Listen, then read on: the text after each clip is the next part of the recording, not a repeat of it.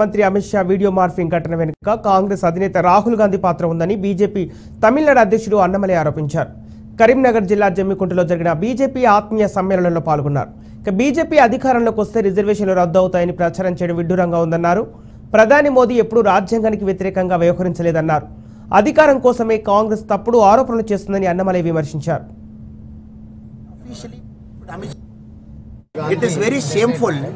Congress party officially, the morphing of Amit Shah's video happened only under the direction of Telangana Congress CM Revanth Reddy Garu. We all know Congress party officially morphed Amit Shah's video and official page they put.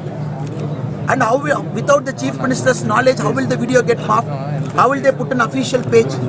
Because Congress is against the reservation for SC, ST and OBC community. We have seen in every way, every place, especially in the southern states, the kind of drama they do. They want to bring a religious